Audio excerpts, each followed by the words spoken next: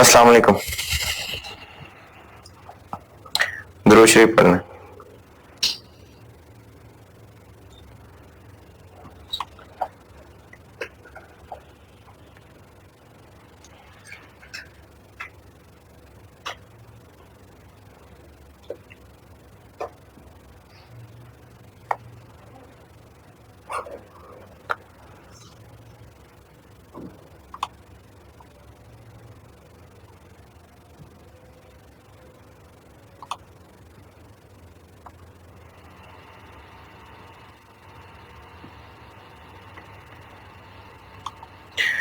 अच्छा, कल 2 सवाल होमवर्क दिए थे, यहाँ बैठे हुए लोगों ने कुछ नहीं पूछा, तो इसलिए आपको भी मसला नहीं होगा इसमें।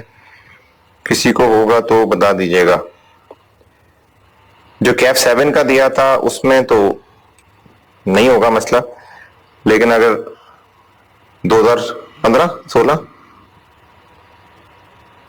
जून 2016 का जो दिया था उसमें अगर मसला है तो वो इसलिए मसला है क्योंकि आपने IFRS IFRIC 1 रिवाइज नहीं किया हुआ, तो वो कर लेंगे तो वो मसला भी खत्म हो जाएगा। एक बात दोहरा देता हूं कि आपने वो सरप्लस नेट वाला कॉलम और टैक्स वाला ये बाद में बनाने हैं, इनको बाद में भरना है। पहले जो ग्रॉस सरप्लस वाला कॉलम है पहले वो बनाइएगा, सारा कुछ पहले बनाइएगा। ये टैक्स जो मैंने कल लाल वाले कॉलम बनाए थे इनको बाद में भरना है।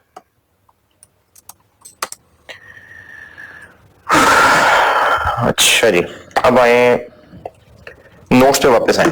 नोट्स जो डिस्क्लोजर्स पे आखिरी पेज पे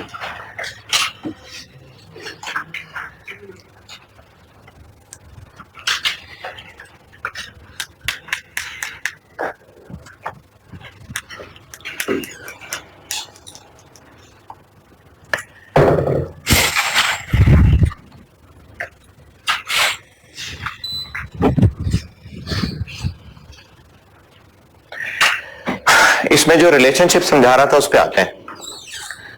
इस रिलेशनशिप वाले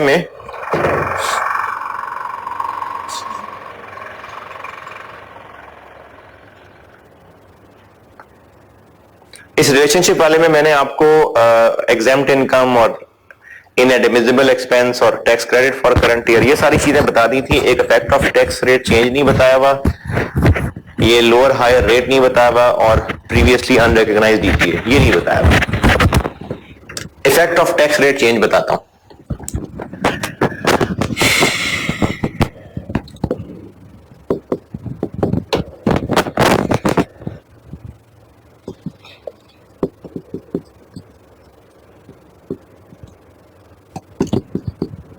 ईयर 1 की डेप्रिसिएशन 15,000, 21,000, 30 और 24। ईयर 2 की डेप्रिसिएशन 15,000 और 17,000, 15,000, 7,000। ये वही मिसाल है जिसको लेके मैं डेफर्ड टैक्स कर रहा हूं डिस्कस। इस मिसाल में टैक्स रेट मैंने रखा हुआ था 25% शायद,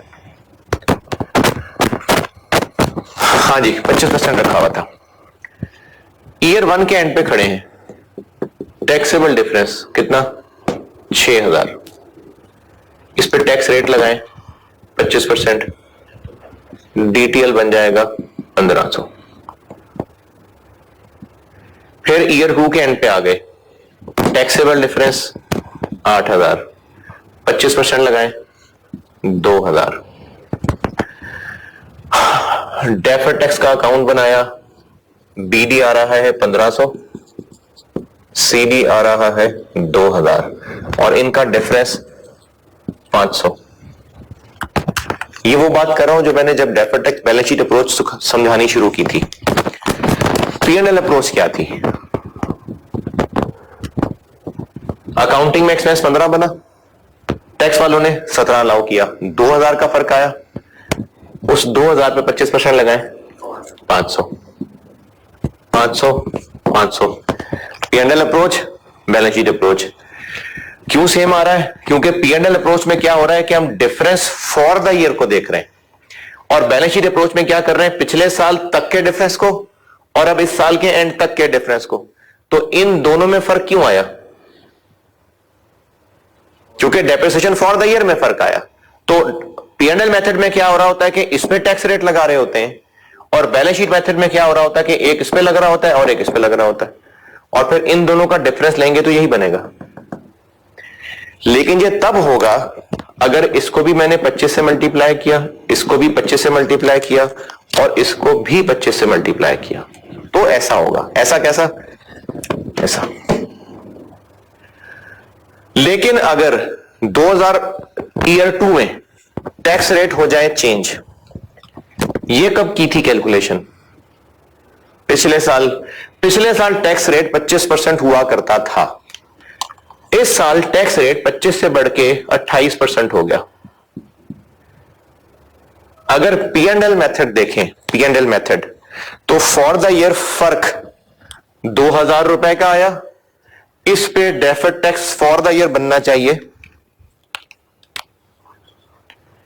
560, और चूंकि ईयर 2 के एंड पे खड़े हम वर्किंग कर रहे हैं, तो इस DTL के ऊपर भी 35% लगना चाहिए, क्योंकि 28%, क्योंकि है ये 28%। अब कितना कितना 2240। लेकिन अब जब बैलेंस शीट वाले अप्रोच से सवाल करेंगे तो BD आ रहा है 1500, CD आ रहा है 2240, और बैलेंस करके एक्सपेंस निकल आया 700। ये बराबर नहीं आ रहा। अब क्यों बराबर नहीं आ रहा? क्योंकि रेट फर्क है। इस 1500 और इस 2240 में फर्क इतना नहीं है, क्योंकि इस पे 25% लगा हुआ है, जबकि इन दोनों पे 28 लगा हुआ है। तो ये जो बैलेंस शीट मेथड है ये सही, ये सही नहीं है, ये सही नहीं है, सही ये है। लेकिन 740 बना कैसे? 740 एक तो बना जो फॉर द ईयर मजीद डिफरेंस आया। मजीद कितना डिफरेंस आया? 2000 का। एक तो इसकी वजह से डेफर्ड टैक्स बना। दूसरा फर्क यह बना कि वो जो हम एक्यूमुलेट करते जा रहे थे डिफरेंसेस को, पिछले साल तक डिफरेंसेस 6000 एक्यूमुलेटेड थे, ये 8 इसमें 6 शामिल है या उसके अलावा ये 8 है? शामिल है। तो जब ये 6 लिखा हुआ था तो रेट 25 लगा हुआ था, अब ये 6 इस 8 में शामिल है और अब की बार उस पर 28 लग गया। तो उसी 6 पे जिस पे पहले 25 लगा हुआ था, अब उस पर कितना लग गया? तो उसी 6 पे 3% और लग गया ना। तो उस 6 पे जब 3% और लगाएंगे,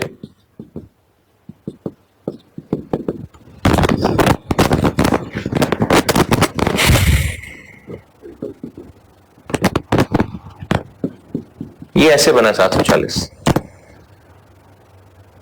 तो IAS 12 की जो अप्रोच है वो ये है, और ये सही है।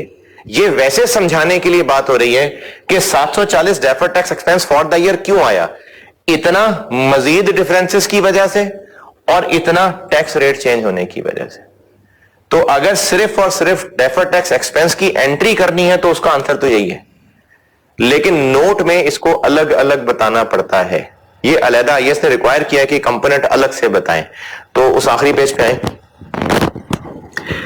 ये जो आखिरी पेज के टॉप पे आधा हिस्सा है इस नोट का, उसमें एक डेफर्ड टैक्स का डब्बा बना हुआ है। आखिरी पेज पे वो जो डेफर्ड टैक्स का डब्बा बना हुआ है ना, उसका टोटल, डब्बे का टोटल 740 है, और जो effect of tax rate change है वो ये 180 है। और वो जो डब्बे के अंदर दूसरी लाइन लिखी हुई है कि डिफरेंसेस फॉर द ईयर की वजह से जो है वो 560 है। तो deferred tax expense for the year वैसे 740 है, लेकिन उसको तोड़ के बताया जाता है। ये जो effect of tax rate change है ये अलग से बताना होता है। अच्छा, ये जो effect of tax rate change है 180, इसका फॉर द ईयर PBT से कोई ताल्लुक है? इस 180 का फॉर द ईयर PBT से कोई ताल्लुक है? For the year accounting profits इसका कोई रिलेशन बनता है? नहीं।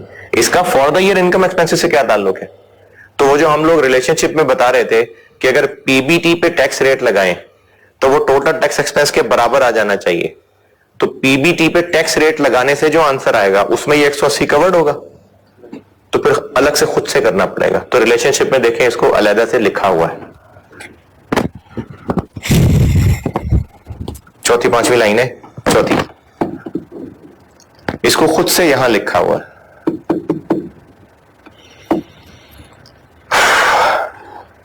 तो ये कब करना पड़ेगा? अगर पिछले साल का टैक्स रेट और था, जिन डिफरेंसेस पे जो रेट लगा था, और जब इस साल के क्लोजिंग में वो दोबारा शामिल हुए तो अब की बार रेट कुछ और हो गया, तो फिर हमें इस 3% इंक्रीज का इस पे इफेक्ट लेना पड़ेगा।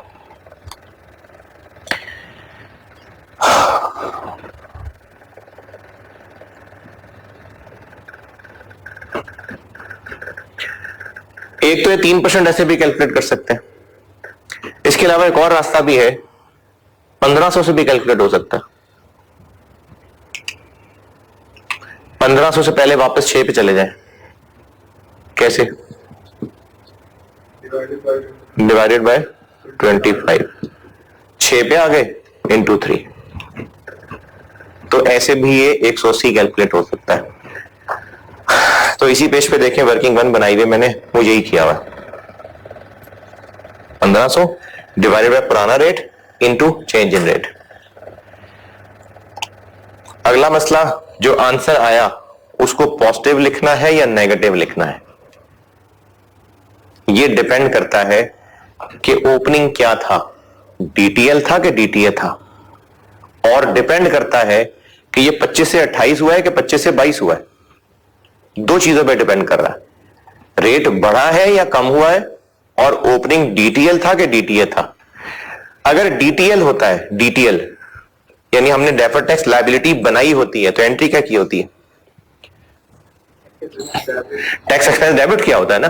तो अगर पहले ही डीटीएल बना हुआ था, टैक्स रेट और बढ़ गया, तो एक्सपेंस और बनाना पड़ेगा, तो ये पॉजिटिव लिखना होगा, और अगर रेट कम हो गया तो नेगेटिव करना होगा। और डीटीए बनाने का मकसद है कि हमने पहले ही नेगेटिव टैक्स एक्सपेंस बनाया हुआ है, तो टैक्स रेट कम हो गया मतलब और नेगेटिव, डीटीए और बढ़ जाएगा, और अगर टैक्स रेट कम हो गया तो उलट। ये एंड पे एक मैट्रिक्स बनाया हुआ है।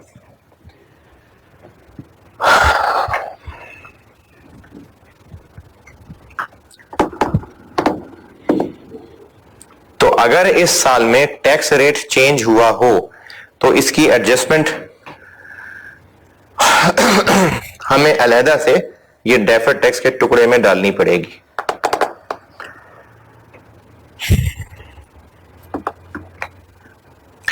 अच्छा, इसमें अब एक और मसला ये आता है कि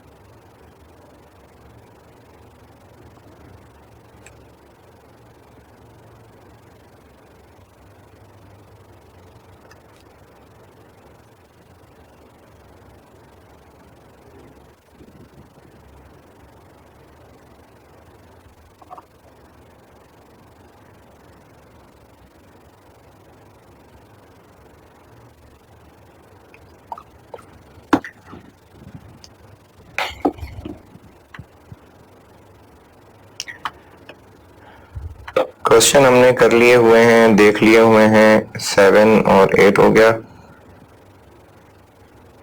नहीं 8 नहीं हुआ।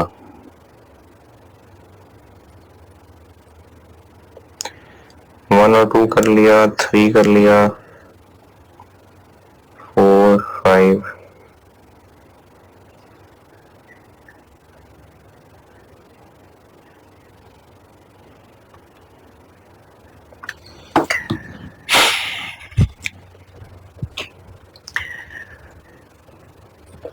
अगर ये 6000 का डिफरेंस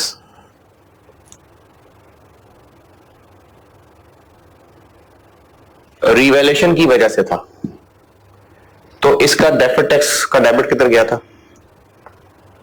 टैक्स एक्सपेंस बनाया था। नहीं, रिवैल्यूएशन सरप्लस को चार्ज हुआ था। तो अगर इस डिफरेंस में रिवैल्यूएशन भी है और उसका जो डेफर्ड टैक्स बनता था वो रिवैल्यूएशन को चार्ज हुआ है, तो इस 180 का क्या करें? ये भी रिवैल्यूएशन सरप्लस को चार्ज करें या एक्सपेंस को चार्ज करें?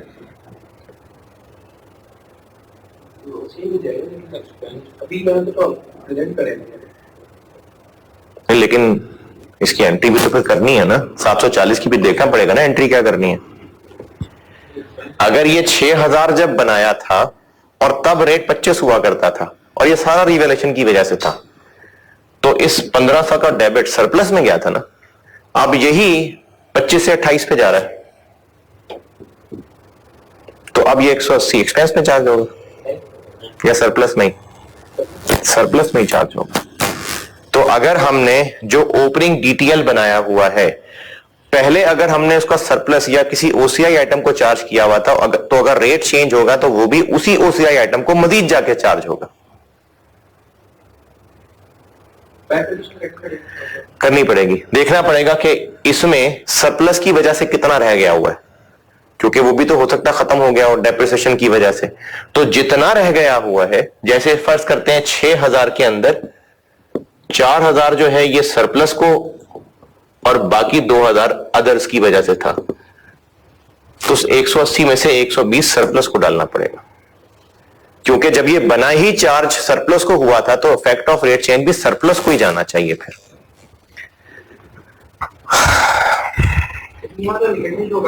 अच्छा, अब जब सरप्लस को जाना चाहिए तो फिर हम इस नोट के अंदर 180 दिखाएंगे या सिर्फ बाकी 60 दिखाएंगे?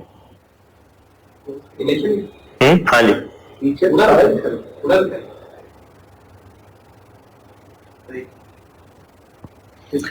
ये 180, इसमें से 120 सरप्लस को डेबिट होना है।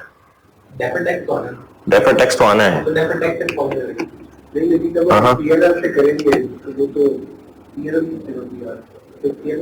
सिर्फ पीएनएल वाला आएगा। हम इसको किससे रिकंसाइल कर रहे हैं? हम पीबीटी पे टैक्स रेट लगा के उसको किस तक बराबर पहुंचा रहे हैं? जो tax expense for the year है, जो पीएनएल में गया है। ये जो नोट है ना, टैक्स एक्सपेंस का नोट है, तो ये टैक्स एक्सपेंस का नोट बन रहा है, तो सिर्फ यहां पर वो 60 रुपए आएगा। इस चीज की प्रैक्टिस के लिए ये भी मैंने कैफ 7 ही का सवाल कैफ 7 में कराता होता हूं। क्वेश्चन नंबर 8,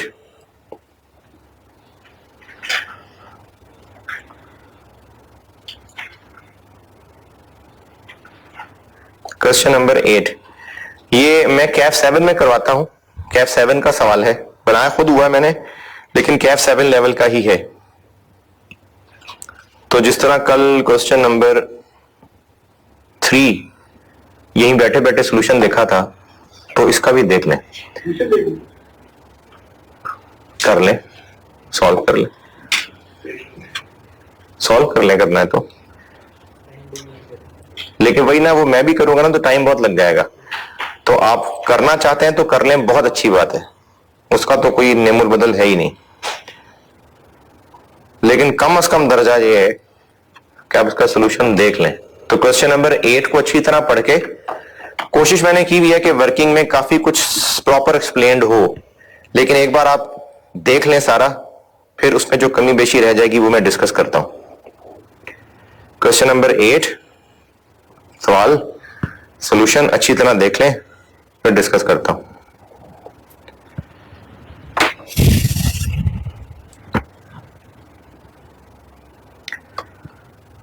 कर दें, लेक्चर पॉज कर दें, क्वेश्चन 8 करें, क्वेश्चन 8 पढ़ें अच्छे तरीके से।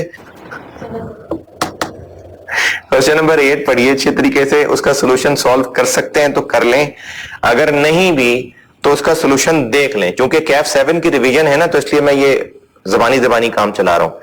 C5 की चीज हो तो फिर तो मैं प्रॉपर उसको बोर्ड पे सॉल्व करूं, तो इसलिए आप इसको खुद ही कर लें। लेक्चर पॉज कर लें, फिर जब लेक्चर दोबारा लगाएंगे तो मैं इसको डिस्कस कर रहा हूं। अब कर दो भाई पॉज।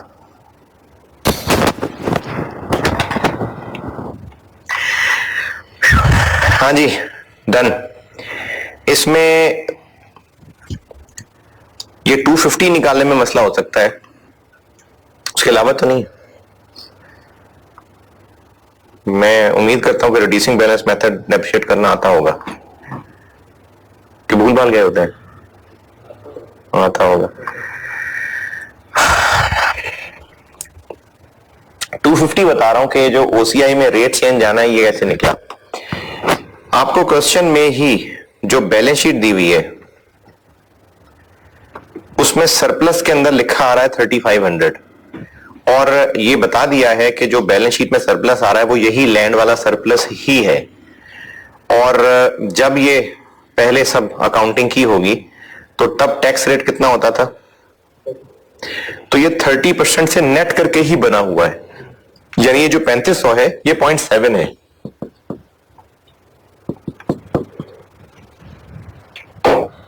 ये पूरा ग्रॉस सरप्लस बनेगा। तो अब उसको 30 से 35 में लेके जाना है, यानी 5 और करना है। तो ये 250 का मजीद सरप्लस में कटेगा।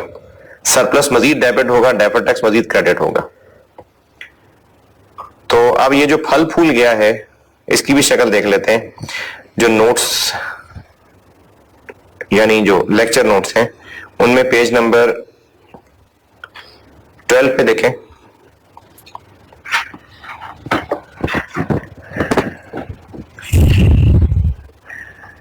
अच्छा, मैंने ना बनाए दोनों हुए। अगर आप ये जो पेज 12 के एंड पे मैंने मूवमेंट बनाई हुई, ये तो प्रॉपर डिस्क्लोजर है ना। ये तो अगर आपसे डिस्क्लोजर टेस्ट होता है डेफर्ड टैक्स का तो ये तो डिस्क्लोजर का फॉर्मेट है। अगर आप इसी में कंफर्टेबल हो जाते हैं तो फिर बेशक ऊपर वाला टी अकाउंट ना बनाए। ऊपर वाला टी अकाउंट देखें, ये चीज है, बस वो टोटलिंग हुई हुई है, यानी बीडी टोटल आ रहा है, यहां पर टूट के आ रहा है। तो दोनों में सिर्फ इसलिए बता रहा होता हूं क्योंकि हो सकता है डेफर्ड टैक्स सवाल में ना रिक्वायर्ड हो नोट। जब नोट नहीं रिक्वायर्ड है तो हो सकता है पिछले साल का आपके पास ब्रेकअप ना हो। ये जो ओपनिंग बैलेंसेस का ब्रेकअप है ये अगर आपके पास नहीं है तो फिर आप कैसे इसका ब्रेकअप करेंगे। तो इसलिए वो ऊपर वाला अकाउंट भी याद रखिए। तो उस अकाउंट में से अब तक हमने जो चीजें पढ़ ली हैं, बीडीसीडी तो कल ही देख लिया था, और ये जो ओसीआई आइटम्स में टैक्स है ये भी कल एंड पे यही बात की थी। अगर रिवैल्यूएशन इंक्रीज है, अपवर्ड है, तो ये इधर क्रेडिट साइड पे आया हुआ है, ये मैं टी अकाउंट बता रहा हूं। और अगर रिवैल्यूएशन डिक्रीज है तो डेबिट साइड पे आया हुआ है। ये कल वाले दोनों सवाल, ये दोनों में यही काम हुआ था, जो कल बोर्ड पे किया था वो भी और जो होमवर्क दिया था उसमें भी। और अब ये effect of rate change OCI items ये भी बता दिया। इस अकाउंट में रह गया है सिर्फ ये जो इक्विटी वाली लाइन लिखी हुई है, ये आपको भी बताना है। उसके अलावा ये अकाउंट भी पूरा हो गया। और ये जो इसी के नीचे पेज 12 पे ही मूवमेंट बनी हुई है, ये भी सारा कुछ देख लिया सिवाय इक्विटी के कॉलम के। ओसीआई वाली फिगर्स कैसे निकलेंगे, इस मूवमेंट में ओसीआई में क्या फिगर आनी है, जो इस साल में ओसीआई में डेबिट क्रेडिट जा रहा है ये उसका टैक्स आना है। सरप्लस तो एक मिसाल थी ना, फाइनेंशियल इंस्ट्रूमेंट्स भी हो सकता है। या इसी तरह से जो IAS 19 था एम्प्लॉय बेनिफिट्स, उसमें डिफाइंड बेनिफिट ऑब्लिगेशन में एक्चुअरियल गेन लॉस आते हैं। जो प्लान एसेट्स होते हैं उसमें रिटर्न ऑन प्लान एसेट्स आता है, और इन दोनों के नेट के अंदर रीमेजरमेंट की एडजस्टमेंट आती है, वो जो एसेट सीलिंग की एडजस्टमेंट आती है। इन तीनों को मिला के रीमेजरमेंट एडजस्टमेंट्स कहते थे। ये ओसीआई में जानी होती है, तो इनका टैक्स भी इधर ही आना है। तो ये जो ओसीआई वाला कॉलम है मूवमेंट में पेज नंबर 12 पे, इसमें वो फिगर्स आनी है जो इस साल में ओसीआई में डेबिट क्रेडिट जाना है, उनका टैक्स यहां पर आना।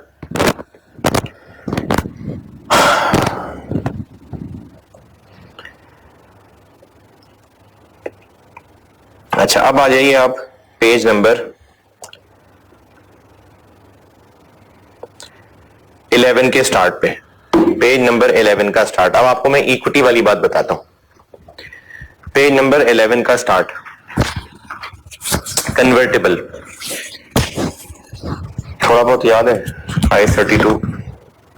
कन्वर्टेबल में ये होता है कि अगर हमने कन्वर्टेबल डिवेंचर इशू किए हैं तो वो मार्केट के रेट से कंपेयर करें तो कम कूपन रेट पे इशू किए गए होते हैं। यानी एक कंपेरेबल नॉन कन्वर्टेबल बॉन्ड पे अगर इंटरेस्ट रेट 9% चल रहा है तो इस पे 9 से कम होगा। क्यों कम होगा?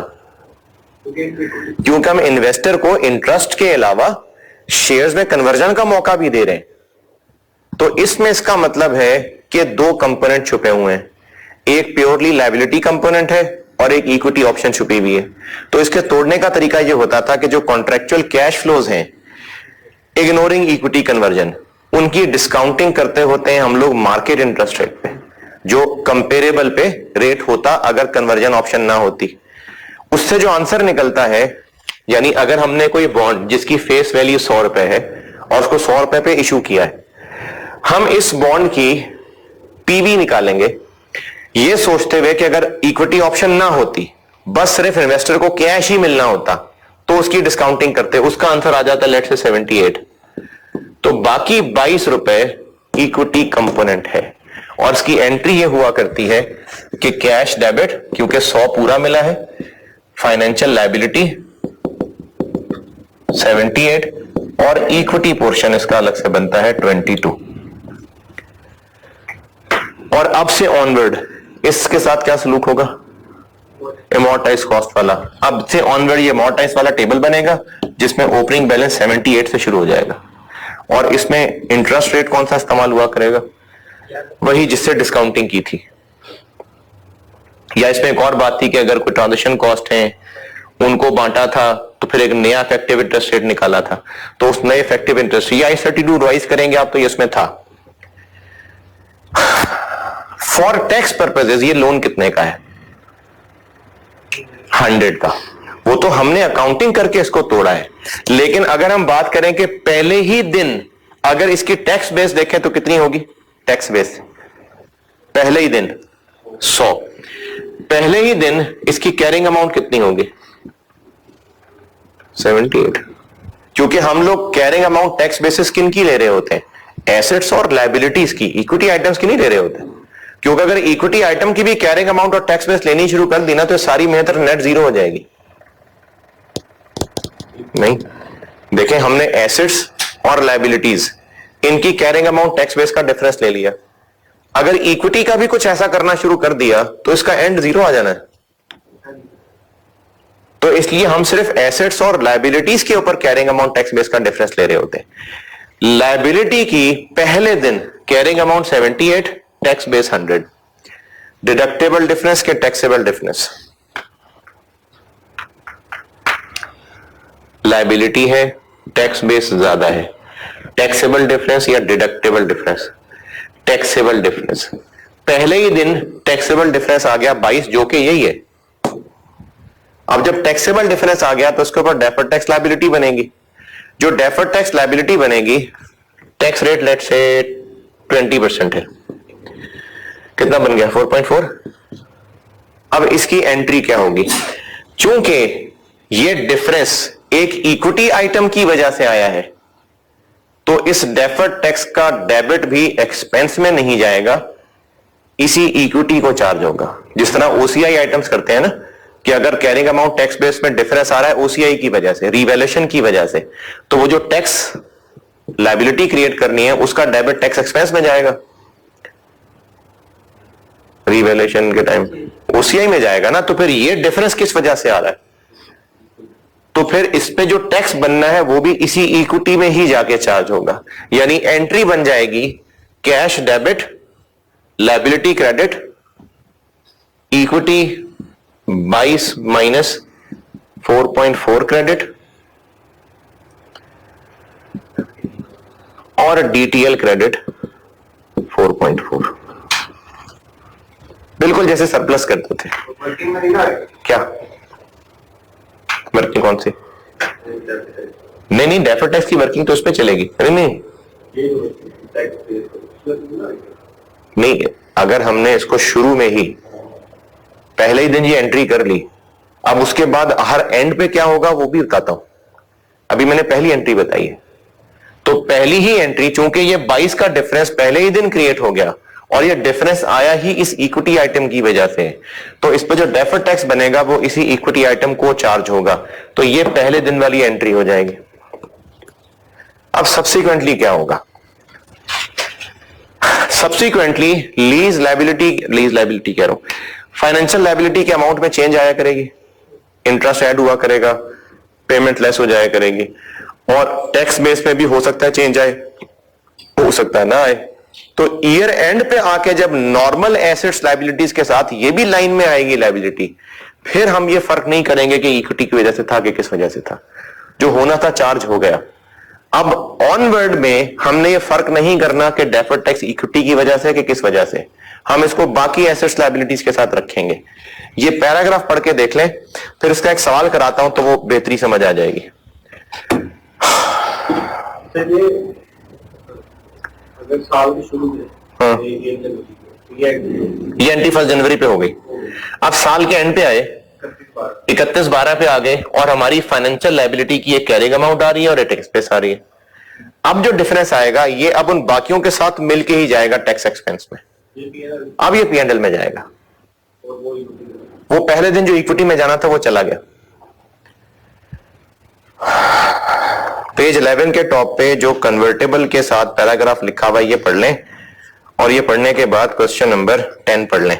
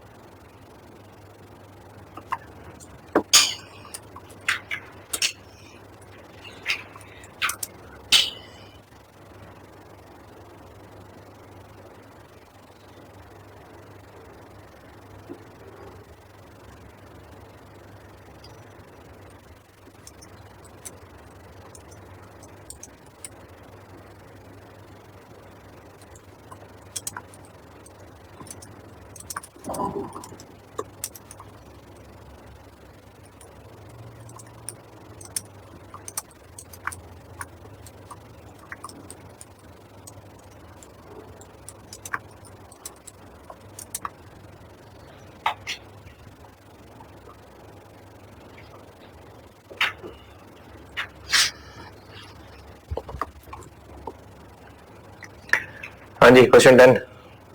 अच्छा, क्वेश्चन 10 में तीनों साल की एंट्रीज करते हैं। एक तो पहले इनिशियल की एंट्री इस तरह से तोड़ के करनी पड़ेगी, तो working one total initial amount कितनी है, पार पे इशू किया है या कोई 40,000। इसमें से लायबिलिटी कंपोनेंट अलग कर लेते हैं। कैसे? पीवी कर लेते हैं। 3 साल के हिसाब से हर साल हमने कितना कूपन देना है?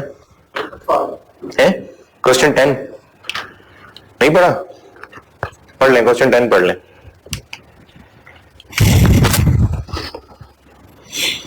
ये आईएएस की ओरिजिनल एग्जांपल है, मैंने बस फिगर्स बदली नहीं है।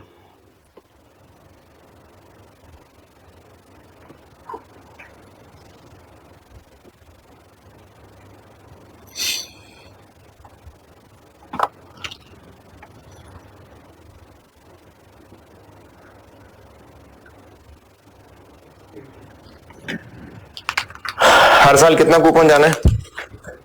2500। तो इस 2500 के ऊपर 3 ईयर की एनविटी डिस्काउंटिंग होगी किस रेट पे? 9% पे। और एंड पे ये जब डिस्काउंटिंग करते हैं, हम इस बेस पे करते हैं कि कोई नहीं होनी कन्वर्जन, बस पैसा ही जाना है। तो 3 साल बाद मिलेगा 50,000 और इसके ऊपर 3 साल वाला डिस्काउंट फैक्टर लगाएंगे 9%। कितना? 60 to 8.24। प्लस 9.18 कितना हो गया?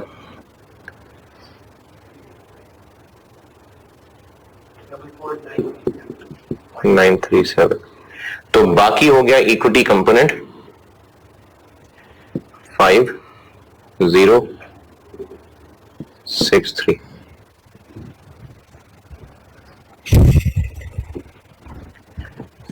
ये हो गया इक्विटी कंपोनेंट। ये तो हो गई IS-32 वाली वर्किंग। अब इसमें IS-12 क्या करेगा? IS-12 ये करेगा कि जब हम इसकी एंट्री करेंगे तो इक्विटी कंपोनेंट को और छोटा कर देंगे और 1 जनवरी को 17 को कैश डेबिट 50,000, फाइनेंशियल लायबिलिटी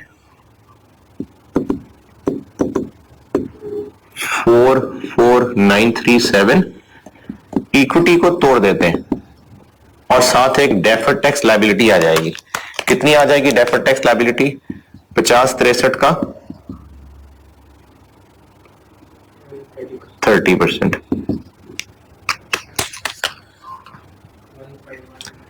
1519। बाकी डलेगा इधर इक्विटी में 50-63 का 70%, 43 नहीं यार,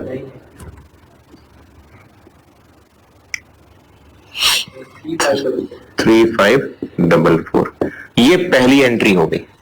हमने पहले ही दिन जो IS-32 वाली एंट्री करनी होती है उसमें इक्विटी को तोड़ दिया और साथ ही एक डेफर्ड टैक्स लायबिलिटी क्रिएट हो गई। लेकिन अब जब साल का एंड आएगा तो फिर बाकी नॉर्मल एसेट्स लायबिलिटीज के साथ बिल्कुल नॉर्मल इस लायबिलिटी की वर्किंग हुआ करेगी। अब से ऑनवर्ड इसका बनेगा अमोर्टाइज वाला स्केड्यूल। 31 दिसंबर 17, 31 दिसंबर 18 और 31 दिसंबर 19। स्टार्टिंग पॉइंट 44937, इंटरेस्ट पड़ा करेगा 9% पे,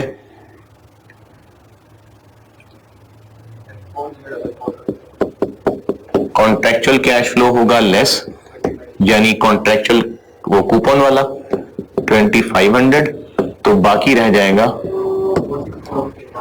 46481। अगली दफा इस पे इंटरेस्ट पड़ेगा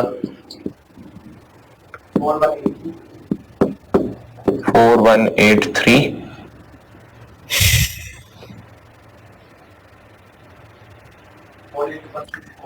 48164। अगली दफा इस पे इंटरेस्ट पड़ेगा 4336। चले, ये बन गया 52,500।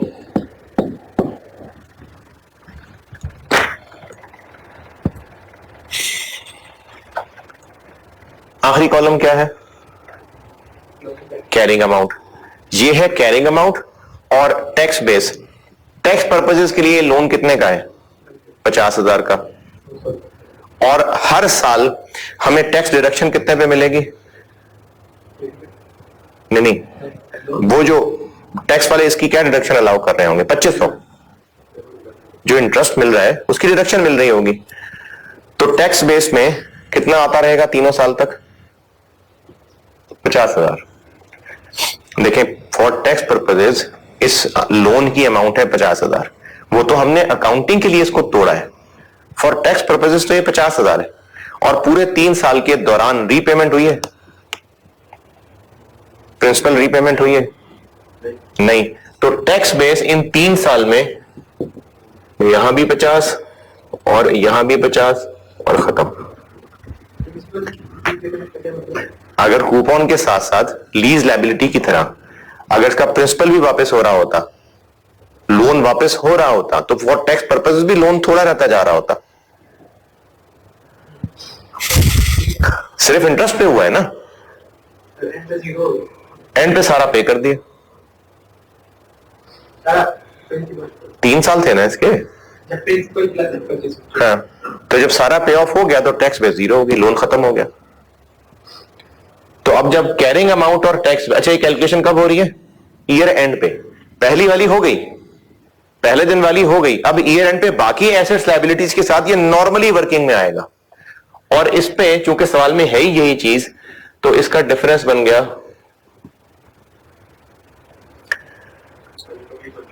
नहीं पहले नहीं ना, वो तो खत्म हो गई बात। ये 31 दिसंबर 17 पे खड़े हैं अब। 3519 और ये टैक्सेबल है कि डिडक्टेबल है? ये टैक्सेबल डिफरेंस है। आगे 1836 और 0, चूंकि टैक्सेबल डिफरेंस है तो डीटीएल बनेगा। डीटीएल का अकाउंट बनाते हैं। 2017 पहला साल था, बीडी तो कोई नहीं है, लेकिन ये एंट्री में डीटीएल क्रिएट हुआ इक्विटी के अगेंस्ट। 17 का सीडी कितना आना है? 3519 का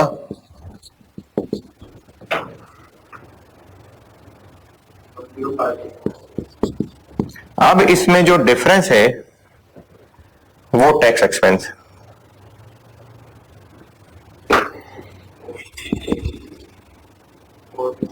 $463 ये tax expense for the year, यानी अब इसने इक्विटी में नहीं जाना। इसी तरह से 2018 में ये सीडी बीडी बन गया,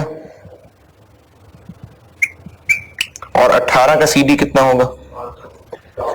1836 का 30% 500, और अब इसको बैलेंस करेंगे तो टैक्स एक्सपेंस आएगा 505। अब ये पीएनएल में जाएगा, अब नहीं इक्विटी में जाना है इसमें।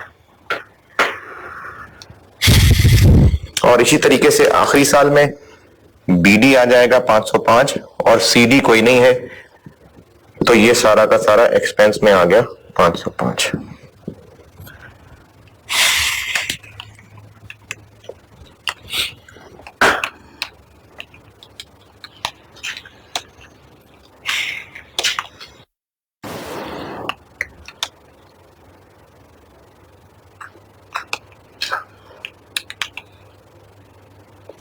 अच्छा, अब ये तीनों साल का ये टोटल कितना बना? इनको ऐड करें, this plus this plus this 15। Tax की बात कर रहा हूं। 505 प्लस 463 प्लस 500, ये भी 505 था। अरे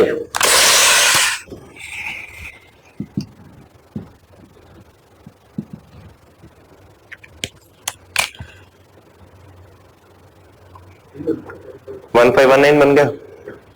अच्छा, अब एक काम करें कि इसका टोटल करें।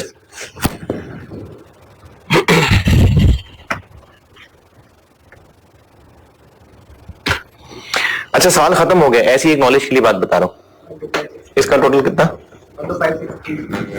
12। इसका टोटल है 7400 आ गया। डिफरेंस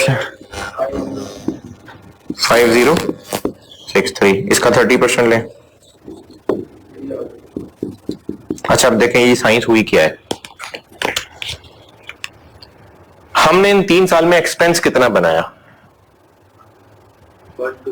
ये बनाया, हमने एक्सपेंस इतना बनाया। तो जब हमने P&L में इतना बनाया तो टैक्स बचत भी तो इसी के ऊपर आनी चाहिए ना। लेकिन बचत कितनी मिली? 7500। तो करंट टैक्स में बचत कितनी आई होगी? इस 7500 पे आई होगी। इतने पे और होनी चाहिए थी ना। तो वो बचत हमने डेफर्ड टैक्स के नाम से खुद ले ली। ये देखे ना, तीनों साल में ये डेफर्ड टैक्स इनकम बनी है। एक्सपेंस टैक्स बचा के देता है, तो ये वो बचत हमने खुद से ले ली। गवर्नमेंट वालों ने 7500 अलाउ करना था, लेकिन हम एक्सपेंस बना रहे हैं 12000। तो जब हम एक्सपेंस 12,000 बना रहे हैं तो फिर बचत भी 12,000 के हिसाब से होनी चाहिए। तो वो जो गवर्नमेंट ने दी थी वो इसने पे देनी थी, बाकी हमने खुद ही बना ली। ये साइंस है इसकी।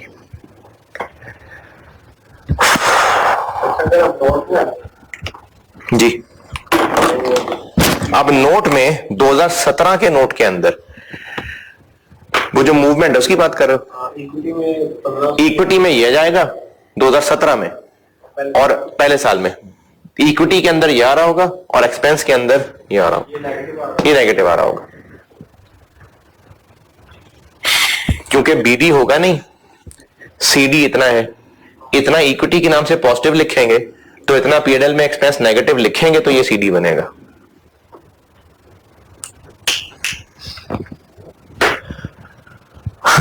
ये हो गए कन्वर्टेबल्स।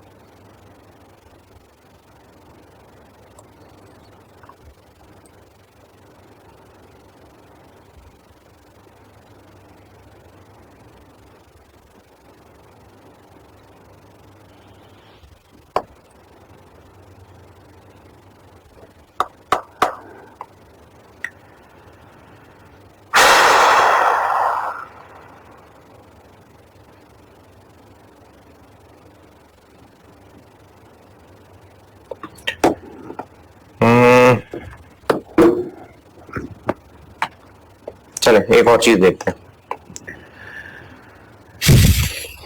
नोट्स में वापस आइए और पेज 11 पे आए।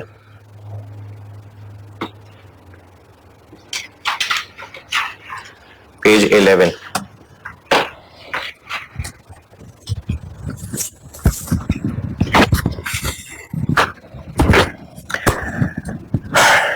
इस शेडेड डब्बे में लास्ट चीज क्या है? Share based payment. इसको समझते हैं। अगर हम अपने एम्प्लॉइज को उनकी सर्विसेज के अगेंस्ट इक्विटी इंस्ट्रूमेंट ग्रांट कर रहे हैं और उसमें उनको शेयर्स दे रहे हैं, तो हम उसकी अकाउंटिंग क्या करते हैं? हम अगर वेस्टिंग पीरियड इन्वॉल्व है तो हम वेस्टिंग पीरियड पे उसको फैलाते हैं, एक्सपेंस डेबिट करते जाते हैं और इक्विटी क्रेडिट करते जाते हैं। और हमारी इस अकाउंटिंग में वैल्यू कौन सी इस्तेमाल हो रही होती है? फेयर वैल्यू इस्तेमाल हो रही होती है। और वो जो फेयर वैल्यू इस्तेमाल हो रही होती है वो ग्रांट डेट वाली इस्तेमाल हो रही होती है। IFRS 2 जब रिवाइज करेंगे तो ये बातें समझ आएंगी। हर साल उसकी वैल्यू अपडेट करते रहेंगे? नहीं, बस ग्रांट डेट वाली। वो इंट्रिंसिक वैल्यू वाली बात थी। अगर इक्विटी इंस्ट्रूमेंट नहीं पता चल रही तो हम उसकी वैल्यू अपडेट करते जाएंगे। और अगर शेयर्स नहीं, शेयर ऑप्शन है तो शेयर ऑप्शंस की फेयर वैल्यू लेंगे ग्रांट डेट वाली और हम ओवर द पीरियड फैलाएंगे। जबकि टैक्स वाले कहेंगे कि ओवर द पीरियड क्या होता है? जब तुम्हारे लोग एक्सरसाइज करेंगे तो बताना। तो टैक्स वाले डिडक्शन कब अलाउ करेंगे? जब एक्चुअली एक्सरसाइज होंगी, क्योंकि क्या पता एक्सरसाइज ही ना हो। जबकि हम एक्सपेंस कब बना रहे होंगे? Over the period. तो इस बात को फिलहाल इग्नोर करके कि अमाउंट में फर्क आएगा। अमाउंट में क्यों फर्क आएगा? क्योंकि टैक्स वाले कितना एक्सपेंस अलाउ करेंगे? पेमेंट नहीं, जो एक्चुअली उस वक्त शेयर की फेयर वैल्यू थी। देखें, अगर हमने एम्प्लॉइज को कहा है कि अभी 2020 है, हमने इनको कहा कि 2023 जब पूरा कर लोगे तो हम तुम्हें शेयर्स दे देंगे, है ये एक्सपेंस, टैक्स अलाउएबल एक्सपेंस है। टैक्स वाले डिडक्शन कब देंगे? 2023 में एक्चुअली वो ऑप्शन एक्सरसाइज करेंगे। ऑप्शन एक्सरसाइज नहीं मतलब एक्चुअली शेयर्स ले लेंगे। और टैक्स वाले कितनी अमाउंट की डिडक्शन देंगे? जो उस वक्त शेयर्स की वैल्यू होगी। और अगर शेयर्स ग्रांट नहीं किए, शेयर ऑप्शंस ग्रांट की नहीं है, तो टैक्स वाले कितने की डिडक्शन देंगे? जो उस वक्त उन ऑप्शंस की वैल्यू बनती होगी। और ऑप्शन की वैल्यू का एक क्विक तरीका ये होता है कि उसकी इंट्रिंसिक वैल्यू निकाली जाए। इंट्रिंसिक वैल्यू होती है एक्सरसाइज प्राइस और जो शेयर की वैल्यू चल रही है उनका डिफरेंस। तो टैक्स वालों ने जो डिडक्शन अलाउ करनी है वो तब की वैल्यू की बेस पे करनी है जब असल में एक्सरसाइज होगा। हम एक्सपेंस किस बेस पे बना रहे होंगे? ग्रांट डेट की फेयर वैल्यू। तो एक तो अमाउंट का फर्क आएगा। अगर अमाउंट का फर्क फिलहाल इग्नोर कर दें तो टाइमिंग का डिफरेंस आएगा। क्यों? हम एक्सपेंस बना रहे हैं ओवर 3 इयर्स और टैक्स वाले अलाउ कर रहे हैं आखिर में। तो लॉजिकली डेफर्ड टैक्स बनना चाहिए या नहीं बनना चाहिए? बनना चाहिए। क्या ये कोई एसेट है? नहीं। एक्सपेंस डेबिट इक्विटी क्रेडिट, ये कोई लायबिलिटी है? नहीं। तो फिर उस पर डेफर्ड टैक्स कैसे बनेगा? तो हम उसको जबरदस्ती एसेट मानेंगे, जीरो कैरिंग अमाउंट वाला। ये मैंने परसों बात की थी, मेरा ख्याल है शेयर ऑप्शंस ही की मिसाल दी थी या शायद कोई रिसर्च कॉस्ट की मिसाल दी होगी। तो हम इसको एक एसेट मानेंगे जीरो कैरिंग अमाउंट वाला, ताकि डेफर्ड टैक्स की पकड़ में आ सके। और इसकी टैक्स बेस, हाँ शेयर ऑप्शन की मिसाल दी थी मैंने, टैक्स बेस समझाई थी। अभी मैं फिलहाल अमाउंट के डिफरेंस को छोड़ रहा हूं।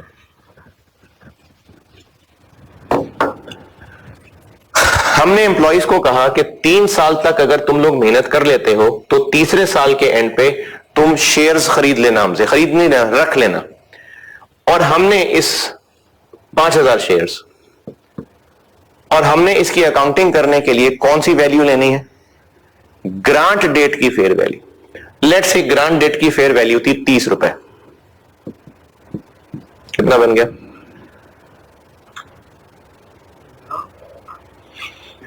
1.5 लाख। तो हम इस 1.5 लाख की क्या काउंटिंग करेंगे? Year 1, year 2, year 3 expense debit करते जाएंगे 50,000 और इक्विटी क्रेडिट करते जाएंगे 50,000। टोटल अमाउंट को हम ओवर वेस्टिंग पीरियड एक्सपेंस बनाएंगे। जबकि टैक्स वाले क्या करेंगे? टैक्स वाले एंड पे इस पूरी अमाउंट की डिडक्शन अलाउ करेंगे। अभी मैं कह रहा हूं अमाउंट चेंज को इग्नोर कर देते हैं, तो टैक्स वाले डिडक्शन अलाउ करेंगे बिल्कुल एंड पे जाके 1.5 लाख की। लेकिन टाइमिंग का डिफरेंस आ गया तो उस पर डेफर्ड टैक्स बनेगा। अब उस डेफर्ड टैक्स को किस तरह से लेके चलना है? डेफर्ड टैक्स को ऐसे लेके चलेंगे कि अब ये ना ही कोई एसेट है ना लायबिलिटी है, तो फिर ये डेफर्ड टैक्स की कैलकुलेशन में कैसे आएगा? तो इसके लिए आपको बताया था कि ऐसा एक्सपेंस जिसकी टैक्स डिडक्शन फ्यूचर में पेंडिंग कर दी गई हो, हमें उसको एसेट्स की लिस्ट में लिखना पड़ता है। ऐसा एक्सपेंस, ये जो मैंने टैक्स बेस के लिए वो टेबल बनाया था ना मिसालों वाला, उसमें एसेट्स की आखिरी मिसाल थी ये। ऐसा एक्सपेंस जिसकी टैक्स डिडक्शन फ्यूचर में डेफर कर दी गई हो, हमें उसको एसेट्स में लाना पड़ेगा जिसकी कैरिंग अमाउंट 0 होगी। तो हम क्या करेंगे कि ईयर 1 में कैरिंग अमाउंट होगी 0, टैक्स बेस कितनी रखेंगे?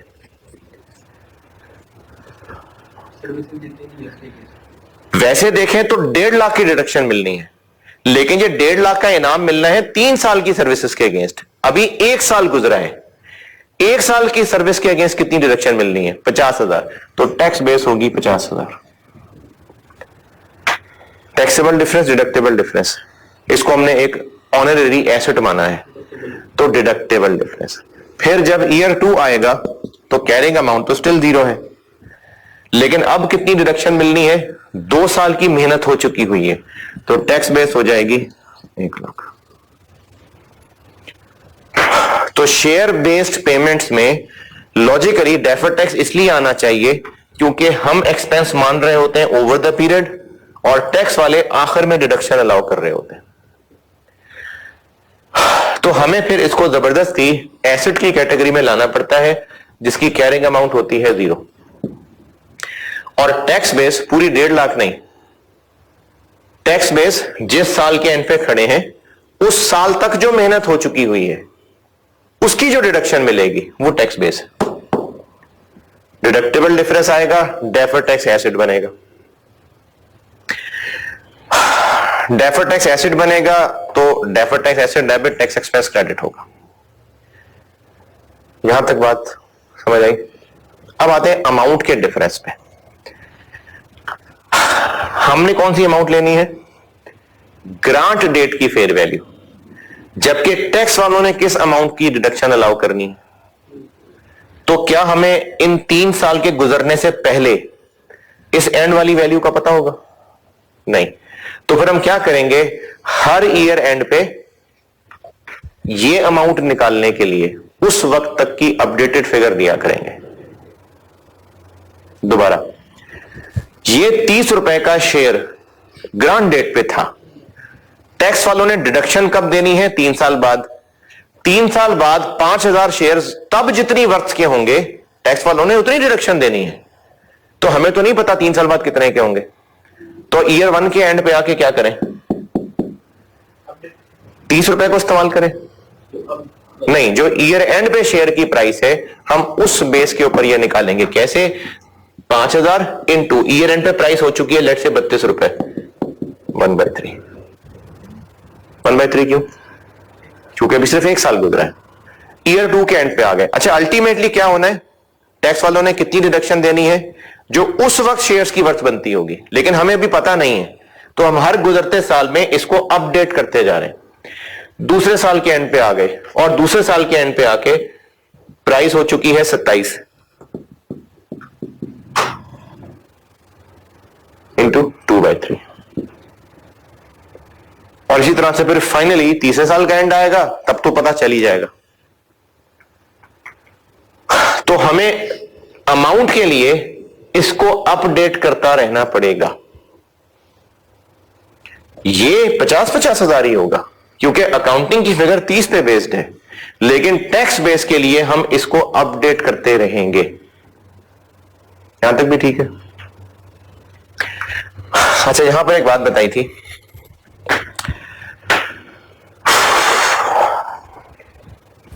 कि हमने जब एक्सपेंस माना है तो हमने टैक्स बचत भी उसके हिसाब से ली है। अगर टैक्स वालों ने थोड़ी बचत दी हुई थी तो हमने खुद से और बचत डाल ली डेफर्ड टैक्स बना के। लेकिन ये तब था अगर टैक्स वालों ने थोड़ी बचत दी हुई है। अच्छा, यहां तो थोड़ी होगी, ज्यादा नहीं हो सकती, यहां ज्यादा हो सकती है, यहां ज्यादा बचत भी मिल सकती है। कैसे?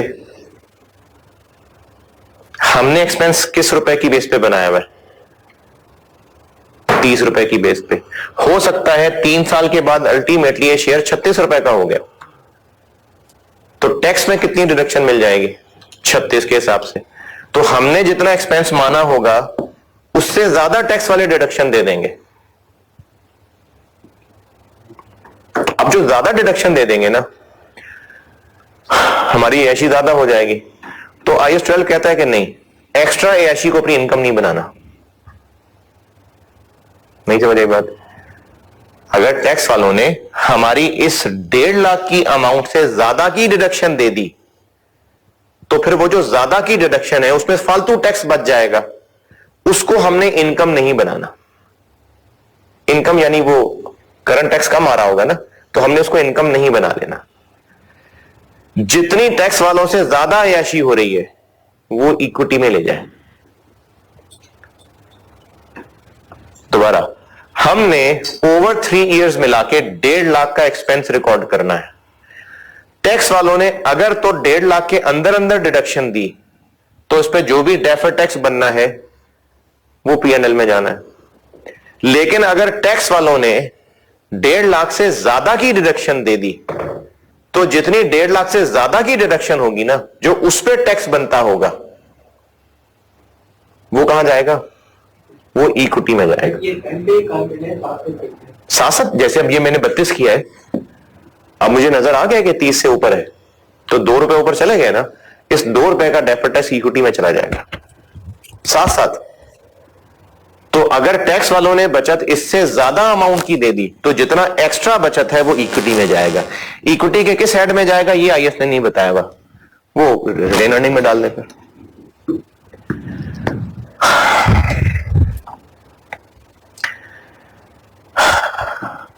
ये क्वेश्चन नंबर 11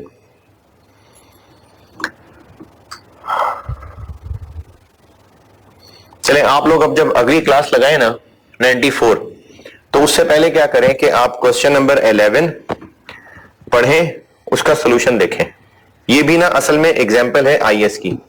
ये जो मैंने क्वेश्चन नंबर 11 बनाया हुआ ना, ये आईएएस की ही एग्जाम्पल है। मैंने फिगर्स भी आईएएस वाली ली हुई है, मैं उसको क्वेश्चन की शक्ल में बना देता हूं। है ये असल में आईएएस की एग्जाम्पल।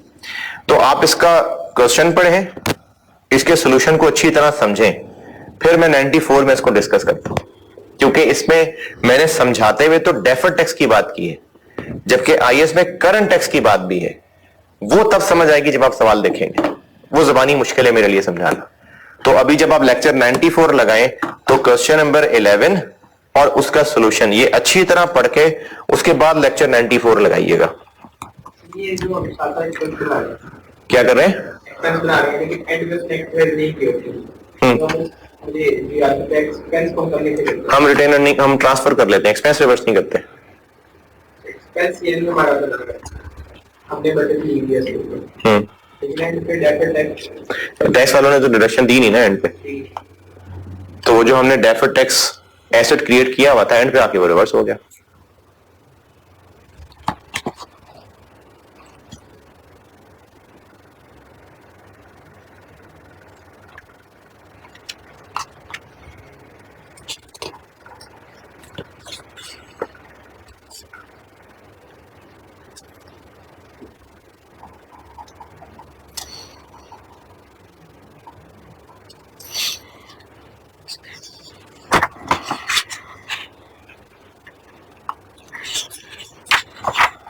अच्छा, ये अब जो कि बीच में सारी ऑलमोस्ट बताई दी हुई है, शायद ये दोबारा ही है।